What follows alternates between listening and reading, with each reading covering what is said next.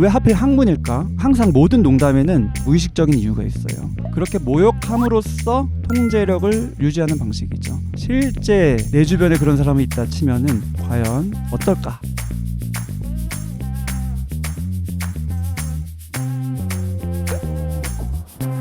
안녕하세요. 정신과 전문의 정우열입니다. 오늘은 오랜만에 드라마 리뷰, 최근에 아주 핫한 넷플릭스 드라마죠. 중증외상센터. 저는 어제 하루 만에 다 몰아서 봤습니다. 보면서 역시 이거는 리뷰를 해야겠다. 정신과 의사는 1초도 안 나오지만 내가 심리를 전문으로 하는 정신과 의사로서 이 백강혁 캐릭터를 해볼만 하겠다 라는 생각이 들어서 준비를 해봤습니다. 무슨 말인지 이해하세요? 그러면 바로 이제 시작해보도록 하겠습니다. 괴짜 백강혁, 사명감에 가려진 뭐뭐뭐뭐 성격 특성 분석. 처음부터 좀 어그로성이 있는데 진짜 사명감일까? 정신과 의사의 시각에서는 지나친 사명감 또는 굉장히 독특한 사명감은 그 이면에 어떤 심리적인 특성이 있지 않을까 의심을 하는 성격이 있어요.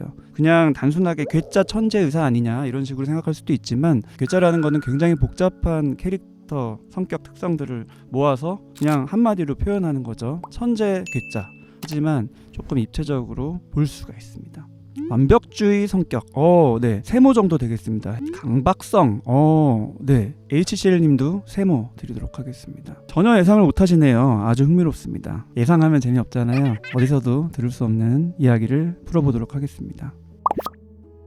말을 많이 하죠. 당연히 드라마니까. 근데 좀 독특합니다. 어떤 게 기억나세요? 이거 독특하다. 이게 괴짜다. 이게 아마 드라마를 볼 때 굉장히 재미있는 요인인 것 같아요. 저도 의사로서 또 큰 병원 생활을 해본 사람으로서 병원에서 저러기 쉽지 않은데 하지만 내 마음속에는 저러고 싶은 충동도 있었는데 못했던 거를 막 하죠. 그게 카타르시스가 되기도 하고 한편으로는 당하는 입장에서 생각하면은 트라우마가 다시 연상되기도 하고 언어적 특성은 무슨 말을 많이 하냐 이런 거를 제가 질문을 드린 건데 우선 하나 까보겠습니다. 학문이라고 부르죠. 노예 1호라고 부르고 조폭이라고 부르고 이름을 안 불러줘요. 별명을 부르는데 애칭이라고 하기에는 조금 수위가 셀 수도 있고 농담이라고 하기에는 듣는 사람 입장에서 기분이 나쁠 수도 있고 왜냐면은 어느 정도 친한 사이에서 부르는 게 아니라 초면에 바로 학문이라고 별명을 붙여버리고 조폭이라고 별명을 붙여버리니까요. 나중에는 이제 이름을 안 부르는 이유를 점점 시청자들이 이해할 수 있게 되지만 자격, 실력 이런 게 갖춰져야지 이름을 부른다라고 볼 수 있지만 더 구체적으로는 그 기준이라는 게 뭐냐가 되게 중요해요. 평가 기준이 바로 자기라는 거가 굉장히 중요합니다.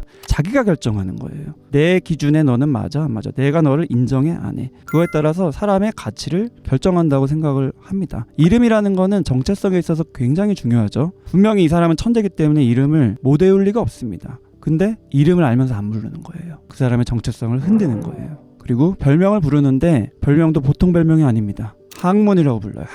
학문이라고 들으면 어떻겠어요? 기분이 나쁘겠죠. 근데 신기하게도 이 드라마에서 보여지는 모습은 회가 쌓일수록 별로 이렇게 기분 나빠하지 않아요. 살짝 가스라이팅 되는 느낌도 있고요. 그러다가 갑자기 이름을 불러줍니다. 그거는 그 사람을 인정해주고 존중해주고 이런 느낌도 있겠지만 조금 더 의미가 있을 수 있어요. 약간 승격의식 같은 뭔가 이렇게 업그레이드 된 느낌. 그래서 받는 사람은 굉장히 만족함을 느끼고 더욱더 충성을 다하게 됩니다. 그리고 항상 모든 농담에는 무의식적인 이유가 있어요. 왜 하필 학문일까? 보통 우리가 학문 얘기할 때 불결하거나 좀 쓸모없는 존재로 낮추는 그런 의도가 당연히 있습니다. 그렇게 모욕함으로써 통제력을 유지하는 방식이죠. 아예 깔아뭉개서 전적으로 자신에게 복종하도록 만드는 수단으로서 별명을 붙입니다. 그렇게 하면은 어떤 효과가 있을까요? 그게 너무 힘들면은 벗어날 것 같지만 그렇지가 않아요. 오히려 구속됩니다. 상대가 자신을 떠날 수 없도록 만드는 거. 가스라이팅이라고 하죠. 계속 주입하는 거예요. 계속. 나는 학문이다. 나는 노예다.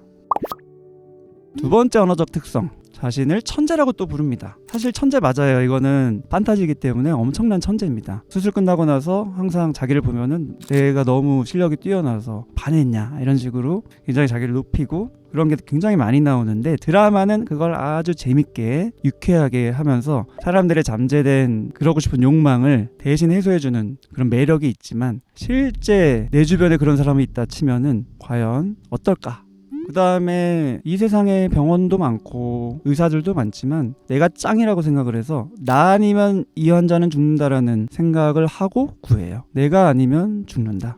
그리고 거짓말도 꽤 합니다. 자기의 목적을 위해서 어떤 사람이 소중하게 여기는 물건을 짝퉁이라고 말을 하면서 흔들어 놓고, 하지만 나중에 진퉁이라고 또 말을 하면서 이미 그 물건을 파손시켜 자신을 또 스스로 자괴감을 가지게끔 만들고, 이런 언어적인 특성이 있는 사람 뭘까요? 자기애적 성격, 통제형 인간, 나르시스트 많이 나오고 있습니다. 근데 제가 조금 더 설명드리고 싶은 게 있어요. 이런 사람 주변에 많습니다. 학문이라는 별명을 쓴다는 거는 학문 외과기 때문에 학문일 수도 있지만 모든 농담에는 자기의 무의식이 들어있거든요. 학문이라는 거를 자세히 이해하는 거는 이 사람의 성격적인 캐릭터를 이해하는 데 너무 중요해요. 학문기 뭐 다들 아시죠? 보통 한 태어난 지 18개월에서 36개월 사이, 그 전에는 구강기, 입을 통해서 막 빨고 물고 하면서 세상을 탐색하는 시기고, 그 이후에는 배변 훈련이라는 거, 생애 최초로 자기가 뭔가 자율적으로 조절을 하게 돼요. 그 전까지는 엄마가 아빠가 먹이면 먹고 했다가 싸는 거는 자기가 부모의 통제를 벗어나서 선택해서 할 수가 있는,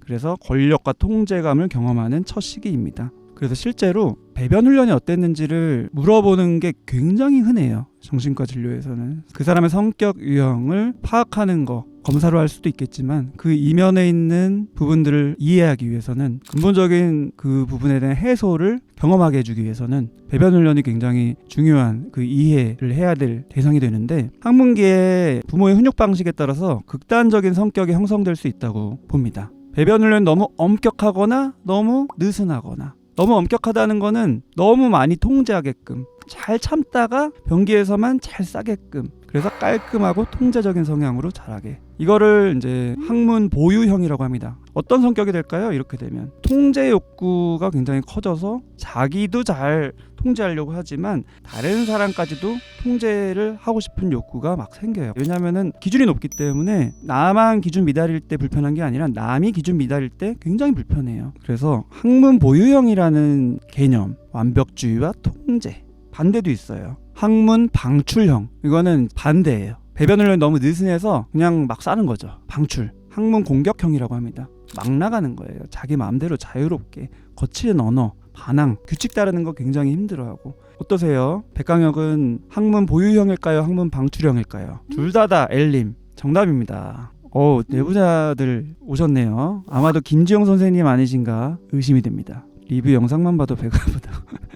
HCL님, 방출형 같은 면도 있고 복합적인 것 같아요. 김타미님, 둘 다요. 둘 다예요. 이게 둘 다 있을 수 있냐? 둘 다 있을 수 있습니다. 스펙트럼의 부분이기 때문에 둘 다 섞여 있을 수 있어요. 이 캐릭터를 보면은 너무너무 공존하는 느낌이 많이 듭니다. 의료행위는 굉장히 완벽한 시스템과 완벽한 치료, 그런 완벽을 추구하는 면도 있지만, 또 병원 내에서 자기 아랫사람한테 막 막말하고 또 윗사람한테도 막하고, 이런 사람 많아요. 내로남불이잖아요. 자기가 상사일 때는 굉장히 학문 보유형 성향이 나타나서 엄격한 기준 세우고 질서 유지하려고 하고, 아랫사람 막 철저히 통제하고, 지시를 따르지 않으면 분노하고, 근데 자기가 부하의 입장일 때는 막 방출하는 거예요. 상사한테 반항하고 규율 무시하고, 누군가 나를 통제하려고 하면 막 예민하게 반응하고. 백강혁이죠. 완벽주의적이지만 감정 조절이 어렵고, 그런 심리적 갈등, 학문계에 고착된 해결되지 않은 느낌이 이렇게 말로 학문이라고 부르는 걸로 표현이 되는 것 같아요. 물론 작가님이 이런 생각을 하셨는지 모르지만 그냥 학문외과 재밌으니까 학문이라고 부르는 요 정도 일일 수도 있지만, 이런 생각을 무의식적으로 하셨을 수도 있습니다.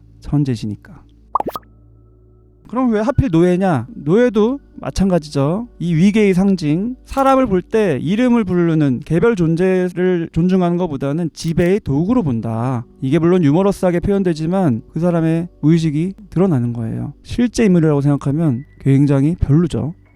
언어적인 특성을 말씀드렸고, 이제 행동적인 특성, 분노를 굉장히 잘하는데 그냥 분노하는 게 아니라 이유가 있거든요. 주로 자기를 인정해주지 않을 때, 내가 뭐가 필요하다는데 도와주질 않아. 지금 수술해야 된다는데 헬기를 안 뛰어. 수술해야 되는데 마취과가 안 와. 뭐 여러 가지 병원 상황이나 이런 것들이 있을 수 있는데 무조건 내가 하는 게 최고인 거예요. 물론 이게 사명감이라고 생각하고 중증외상이라고 생각해서 표현이 되어 있지만, 한편으로는 내가 지금 하고자 하는 것에 걸림돌이 되거나 그런 나의 계획이나 행동을 인정받지 못했을 때 분노를 바로바로 일으킵니다.